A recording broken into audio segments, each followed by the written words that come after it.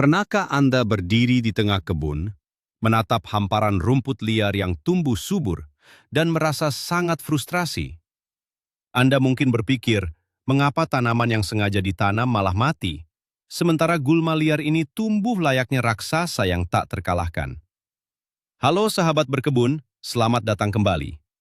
Hari ini kita akan membahas sebuah topik yang akan mengubah cara pandang Anda tentang kebun selamanya.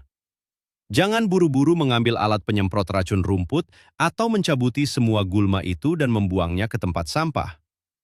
Bagaimana jika saya memberitahu Anda bahwa tanaman pengganggu yang selama ini Anda perangi mati-matian sebenarnya adalah makanan paling bergizi untuk tanaman Anda? Ya, Anda tidak salah dengar. Dalam video ini, saya berjanji Anda akan menemukan sebuah rahasia besar, yaitu 5 jenis gulma yang bisa menjadi pupuk gratis untuk memberi makan seluruh isi kebun Anda.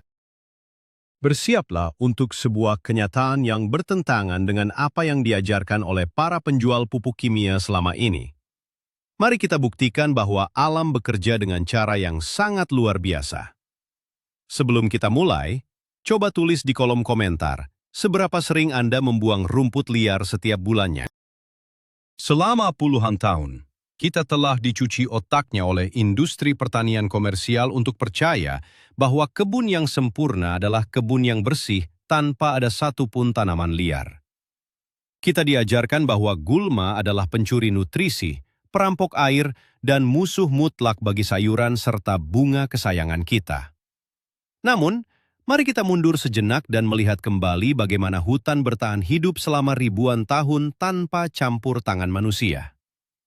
Di alam liar, tidak ada yang membuang gulma dan tidak ada yang membeli pupuk pabrik. Tanaman liar, yang kita sebut gulma ini, sebenarnya adalah dokter tanah alami. Mereka tumbuh di tanah yang miskin nutrisi justru untuk memperbaikinya. Akar mereka dirancang secara khusus untuk menembus jauh ke dalam lapisan bumi, mengambil mineral tersembunyi yang tidak bisa dijangkau oleh tanaman sayuran biasa. Ketika gulma ini mati dan membusuk di permukaan, mereka mengembalikan semua kekayaan mineral tersebut ke lapisan tanah atas. Jadi pada dasarnya, mereka adalah sistem pengiriman nutrisi gratis dari alam. Sekarang, mari kita kenali 5 pahlawan tanpa tanda jasa ini, satu persatu, dan pelajari cara memanfaatkannya. Mari kita mulai perjalanan kita dengan membahas musuh nomor 1 yang mungkin paling ditakuti oleh setiap pekebun, yaitu tanaman jelatang. Jika Anda pernah secara tidak sengaja menyentuh daunnya saat sedang mencabut rumput, Anda pasti tahu betul rasa perih, panas, dan gatal yang luar biasa yang bisa bertahan berjam-jam. Karena pengalaman menyakitkan inilah, sebagian besar dari kita langsung mengambil cangkul atau menyemprotkan racun kimia untuk membasminya hingga ke akar-akarnya. Sepertinya sangat masuk akal untuk membenci tanaman berduri ini. Namun, bagaimana jika saya memberitahu Anda bahwa kebencian ini didasarkan pada kesalahpahaman yang sangat besar? Kenyataannya, jelatang adalah salah satu hadiah terhebat yang diberikan alam untuk kebun Anda. Berhentilah melihatnya sebagai musuh beracun, dan mulailah memandangnya sebagai gudang nutrisi premium yang tumbuh secara gratis di halaman rumah Anda. Bayangkan saja, tanaman yang sering kita buang ke tempat sampah ini sebenarnya menyimpan potensi luar biasa untuk mengubah tanaman sayuran Anda yang kerdil menjadi raksasa yang subur. Mitos yang beredar adalah bahwa gulma berduri merusak tanah, tetapi faktanya, mereka datang untuk memperbaikinya. Lalu, apa sebenarnya yang membuat tanaman jelatang ini begitu istimewa? Jawabannya ada di dalam struktur sel dan akarnya yang menakjubkan. Jelatang bertindak seperti pompa mineral hidrolik raksasa. Akar jelatang menembus sangat dalam ke lapisan tanah bagian bawah, jauh lebih dalam dari jangkauan akar tomat atau cabai Anda. Di sana, mereka mengekstraksi nitrogen, zat besi, kalsium, magnesium, dan berbagai mikronutrien penting lainnya yang terperangkap di bawah tanah berbatu.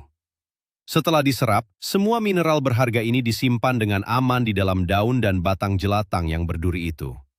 Inilah alasan mengapa jelatang selalu terlihat sangat hijau dan subur meskipun tidak pernah Anda beri pupuk. Jika kita membuang jelatang ini, kita sama saja dengan membuang karung berisi pupuk organik berkualitas tinggi. banyak orang masih percaya mitos bahwa tanah di sekitar jelatang menjadi tandus. Padahal, jika Anda membiarkannya terurai di sana, tanah tersebut akan menjadi salah satu petak paling subur di seluruh kebun Anda. Alam menciptakan pelindung berduri pada daunnya justru untuk melindungi harta karun nutrisi ini dari hewan pemakan tumbuhan. Sekarang, bagaimana cara kita mengambil keajaiban nutrisi ini tanpa melukai diri sendiri? Langkah pertama yang sangat penting adalah menggunakan sarung tangan kulit yang tebal dan pakaian lengan panjang. Dengan perlindungan ini, Anda bisa memotong bagian atas tanaman jelatang dengan aman sebelum tanaman ini mulai berbunga dan menghasilkan biji.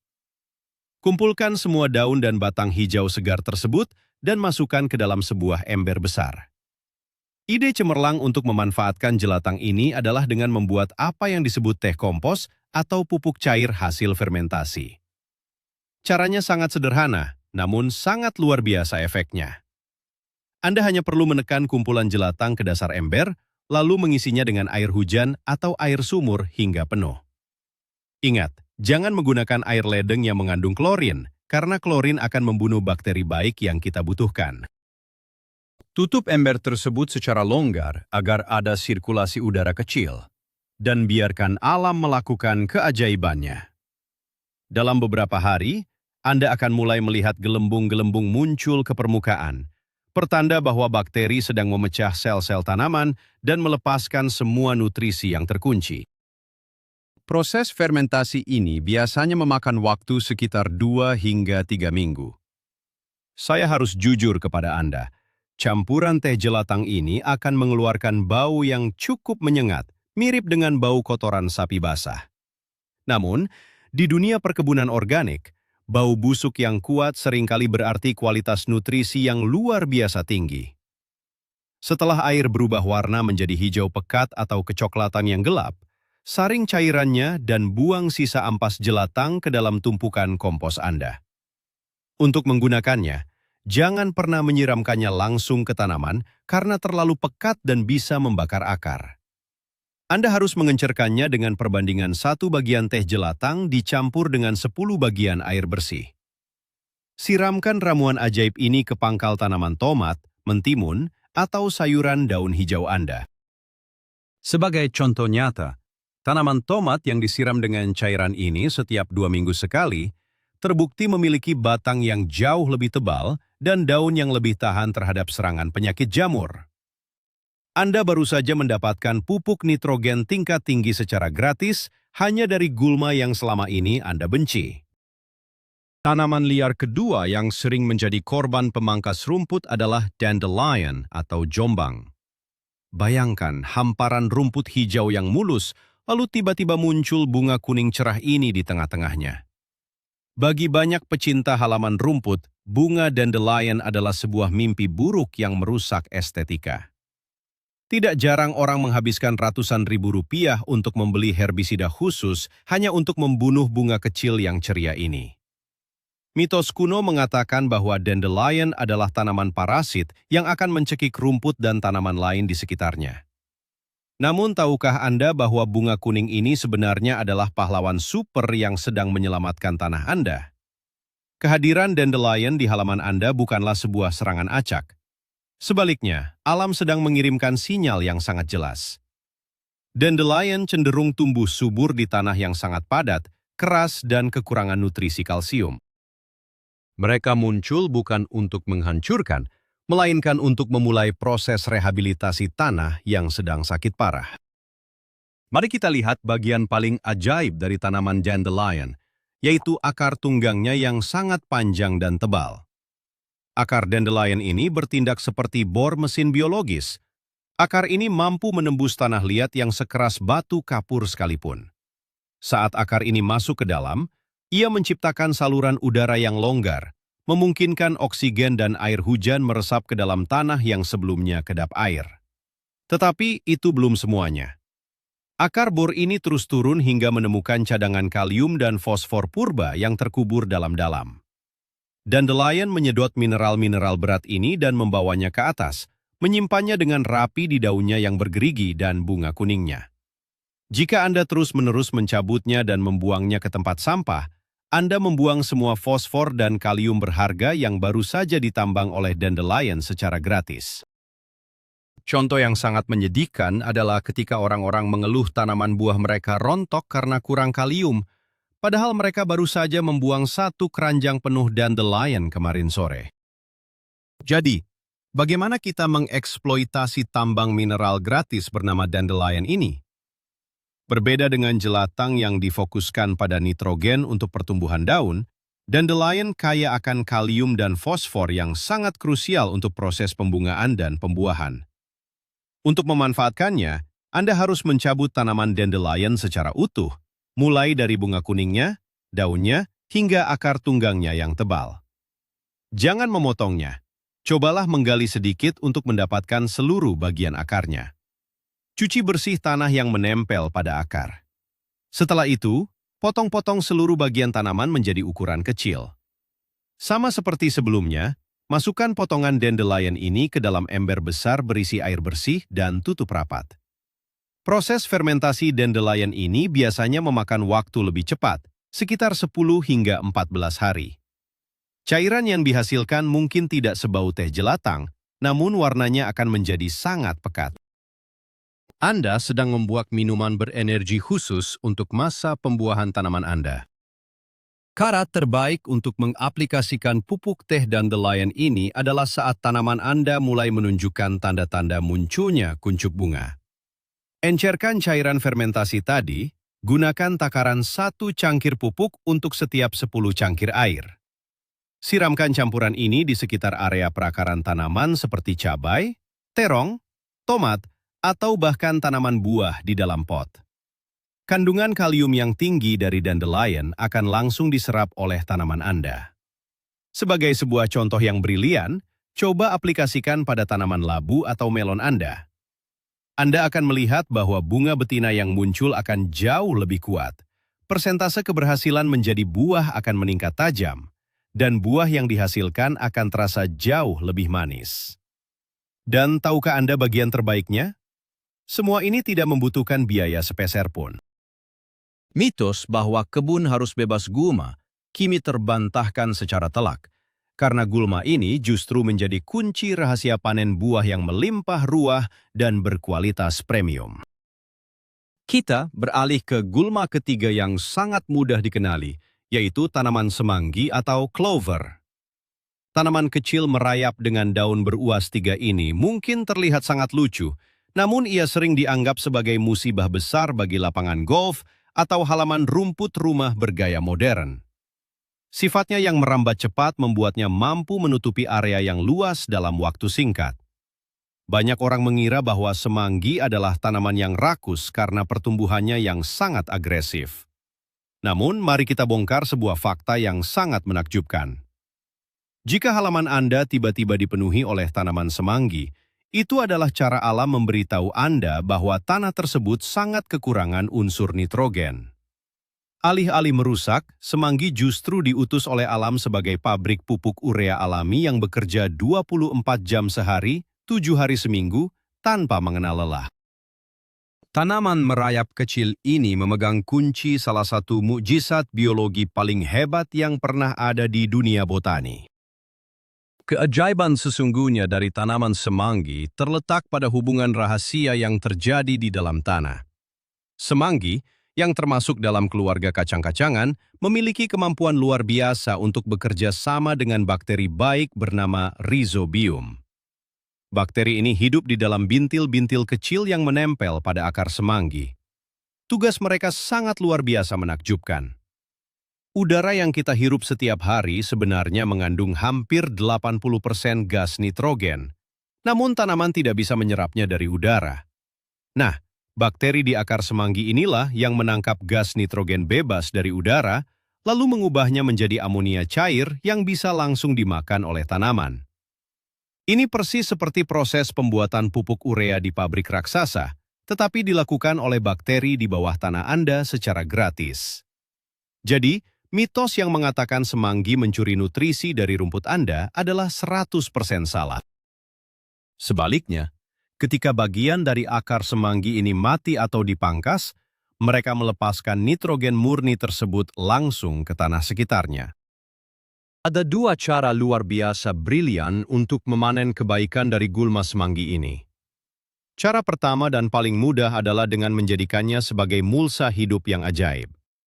Jika Anda menanam jagung, kubis, atau brokoli yang sangat rakus akan nitrogen, biarkan semanggi tumbuh lebat di sekitar pangkal tanaman utama tersebut.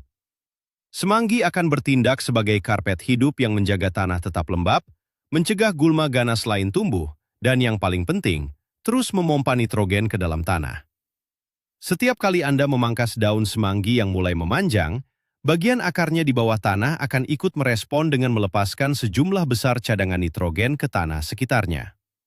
Potongan daun yang jatuh ke tanah akan membusuk dan kembali menjadi pupuk hijau. Ini adalah contoh sempurna dari sistem siklus nutrisi tanpa batas. Anda menghemat air, menghemat waktu mencabut rumput, dan sekaligus memberikan nutrisi kontinu untuk tanaman utama Anda. Cara kedua untuk memanfaatkan semanggi adalah dengan meraciknya menjadi cairan penyegar tanaman secara instan. Jika Anda memiliki tanaman pot yang daunnya mulai menguning karena kekurangan nutrisi, teh semanggi adalah jawabannya. Kumpulkan daun dan batang semanggi segar dalam jumlah banyak. Karena batangnya sangat lunak, Anda tidak perlu repot memotongnya kecil-kecil. Masukkan ke dalam wadah, isi dengan air hujan, dan biarkan selama 5 hingga 7 hari. Proses ini lebih cepat karena daun semanggi sangat mudah terurai. Cairan yang dihasilkan adalah dorongan nitrogen yang sangat lembut dan aman, sehingga Anda bahkan bisa menyiramkannya langsung ke daun tanaman hias kesayangan Anda tanpa takut daunnya terbakar. Berhentilah membeli pupuk penyubur daun berbahan kimia sintetis, karena segenggam semanggi liar dari pinggir jalan sudah cukup untuk mengembalikan warna hijau mengkilap pada koleksi tanaman monstera atau aglonema di teras rumah Anda. Mari kita berkenalan dengan gulma keempat, sebuah tanaman luar biasa yang sering membuat para pekebun menangis putus asa, yaitu krokot. Tanaman dengan batang kemerahan dan daun tebal berair ini adalah contoh klasik dari ketangguhan ekstrim. Anda bisa mencabutnya, meninggalkannya di atas beton panas selama 3 hari, dan saat hujan turun, ia akan kembali berakar dan tumbuh subur seolah tidak terjadi apa-apa. Sifatnya yang hampir mustahil untuk dibunuh membuat krokot dibenci secara universal. Banyak mitos mengatakan bahwa krokot menyedot semua cadangan air di tanah hingga kering kerontang. Namun, mari kita melihat dari sudut pandang yang sama sekali berbeda. Krokot bukanlah parasit air. Ia adalah sebuah oasis penyimpan air hidup yang diciptakan untuk bertahan di musim kemarau yang paling ekstrim. Daunnya yang tebal menyimpan sejumlah besar kelembapan, vitamin, dan berbagai mineral langka yang sangat berharga. Selain kaya akan air, krokot adalah salah satu dari sedikit tumbuhan liar yang sangat kaya akan asam lemak omega 3 dan zat besi tinggi. Di bawah tanah, sistem akar krokot yang dangkal menyebar seperti jaring halus. Alih-alih bersaing secara agresif dengan sayuran berakar dalam seperti tomat atau wortel, akar krokot justru membantu menyatukan partikel tanah lapisan atas, mencegah erosi yang disebabkan oleh angin atau hujan deras. Lebih hebatnya lagi, daunnya yang menutupi permukaan tanah berfungsi seperti payung pelindung, menjaga suhu tanah agar tetap dingin di siang hari yang terik. Hal ini menciptakan lingkungan mikro yang sangat ideal bagi cacing tanah dan mikroba menguntungkan untuk berkembang biak dengan bebas. Jika Anda menghilangkan semua krokot dari permukaan, tanah Anda akan terpanggang oleh matahari, membunuh semua kehidupan biologi di dalamnya, dan membuat tanah menjadi keras seperti batu bata-bata. Strategi paling cerdas untuk memanfaatkan krokot adalah teknik yang sering disebut pangkas dan jatuhkan. Ketika hamparan krokot mulai menyebar terlalu luas dan mendekati batang utama sayuran Anda, jangan mencabutnya sampai ke akar. Cukup gunakan gunting rumput atau pisau, lalu potong habis bagian daun dan batangnya, biarkan akarnya tetap tertinggal di dalam tanah. Biarkan potongan batang krokot yang berair ini tergeletak begitu saja di sekitar tanaman utama Anda sebagai mulsa pelindung. Karena krokot mengandung sekitar 90% air dan kaya nutrisi, potongan ini akan membusuk dengan sangat cepat, melepaskan cairan nutrisi segar langsung ke zona perakaran sayuran Anda. Ini adalah ilustrasi sempurna dari sistem irigasi nutrisi otomatis. Tanah tetap lembab, cacing tanah akan datang berpesta memakan sisa krokot yang membusuk, dan kebun Anda akan menjadi ekosistem yang sangat sehat dan mandiri. Jika Anda tidak ingin membiarkannya tergeletak di kebun, krokot adalah bahan rahasia terbaik untuk mempercepat proses pembuatan kompos Anda. Karena kandungan kelembapannya yang luar biasa tinggi dan batangnya yang lunak, krokot akan memicu aktivitas bakteri pembusuk menjadi jauh lebih agresif. Jika tumpukan kompos Anda di rumah terlihat kering, bersuhu dingin, dan daun-daun keringnya menolak untuk hancur, cukup tambahkan beberapa keranjang krokot segar yang baru dicabut, campur secara merata, dan percikan sedikit air. Dalam waktu kurang dari 2 hari, suhu tumpukan kompos Anda akan melonjak naik secara drastis, tanda bahwa proses dekomposisi sedang bekerja secara maksimal. Krokot benar-benar bertindak seperti bahan bakar cair alami untuk mesin kompos Anda. Menyingkirkannya dan membakarnya bersama sampah rumah tangga adalah salah satu pemborosan sumber daya paling tragis yang sering dilakukan oleh pekebun pemula. Untuk gulma kelima, kita telah tiba pada tanaman yang menduduki tahta tertinggi sebagai rajanya segala gulma, yaitu rumput teki. Inilah tanaman yang secara resmi dinobatkan sebagai salah satu gulma terburuk dan paling sulit dibasmi di seluruh dunia. Anda potong daunnya, ia akan tumbuh lagi keesokan harinya. Anda cabut akarnya, dalam seminggu akan muncul tunas baru dalam jumlah yang lebih banyak. Rahasia keabadian rumput teki terletak pada umbi-umbi kecil yang saling terhubung seperti rantai, bersembunyi jauh di dalam tanah. Sebagian besar pekebun menganggap rumput teki sebagai kutukan, dan banyak yang menyerah lalu menyemen halaman mereka karena putus asa. Namun, bagaimana jika saya mengungkapkan bahwa umbi yang tidak bisa mati inilah yang menyimpan hormon pertumbuhan tanaman paling kuat yang pernah ditemukan di alam liar? Rumput teki tidak datang untuk menghancurkan, ia menyimpan rahasia vitalitas tanpa batas yang bisa kita curi. Para ilmuwan dan ahli pertanian organik telah lama mengetahui bahwa umbi rumput teki mengandung kadar hormon auksin, giberelin, dan sitokinin yang sangat tinggi. Hormon-hormon inilah yang memberi instruksi pada sel-sel tanaman teki untuk membelah dengan sangat cepat dan tumbuh kembali meski sudah dihancurkan berkali-kali. Auksin merangsang pertumbuhan akar yang agresif, sementara giberelin mendorong pemanjangan tunas secara ekstrim. Mitosnya adalah rumput teki menyerap semua kekuatan tanah, padahal faktanya kekuatan itu berasal dari pabrik hormon di dalam umbinya sendiri. Bayangkan jika kita bisa mengekstrak cairan hormon pertumbuhan super ini dan memberikannya kepada bibit sayuran kita yang lambat tumbuh atau pada stek tanaman hias yang sulit berakar. Tanaman kita akan mendapatkan injeksi vitalitas yang luar biasa kuat, persis seperti daya tahan hidup yang dimiliki oleh rumput teki itu sendiri. Proses pembuatan ekstrak hormon dari rumput teki ini sedikit berbeda dan membutuhkan kesabaran. Misi utama Anda adalah mencabut rumput teki sambil memastikan umbi di bawah tanahnya ikut terangkat. Kumpulkan umbi-umbi kecil ini sebanyak mungkin, cuci hingga benar-benar bersih dari tanah. Kemudian, letakkan umbi tersebut di atas batu atau balok kayu dan pukul menggunakan palu atau ulekan hingga hancur dan memar. Proses penghancuran ini bertujuan untuk memecah dinding sel agar hormon di dalamnya bisa keluar. Masukkan umbi yang sudah hancur ini beserta daunnya ke dalam wadah tertutup, tambahkan air, dan biarkan berfermentasi selama sekitar 2 minggu. Hasil akhir dari fermentasi ini adalah sebuah cairan perangsang akar alami yang sangat ajaib. Ini adalah pengganti sempurna untuk hormon akar berbahan kimia sintetis yang mahal harganya. Sekarang tiba pada momen keajaiban yang paling ditunggu-tunggu. Apa yang terjadi jika Anda mencampur teh jelatang yang kaya nitrogen, cairan dandelion yang penuh kalium, ekstrak semanggi, cairan pembusukan krokot, dan hormon perangsang akar dari rumput teki ke dalam satu wadah besar? Jawabannya adalah, Anda baru saja menciptakan sebuah formula eliksir dewa, pupuk super lengkap buatan sendiri yang sama sekali tidak terkalahkan oleh produk komersial termahal di toko pertanian. Semua fase pertumbuhan tanaman Anda, mulai dari pembentukan akar, pertumbuhan daun, hingga pembungaan dan pembuahan akan terjamin secara penuh. Anda tidak membuang uang sepeser pun, Anda mengurangi polusi lingkungan dari kemasan plastik pupuk buatan, dan yang terpenting, Anda mulai bekerja berdampingan dengan alam, bukan melawannya. Anda telah berhasil mengubah masalah paling menjengkelkan di kebun menjadi sebuah solusi paling brilian. Jadi, rahasia besar telah terungkap. Alam tidak pernah membuat kesalahan.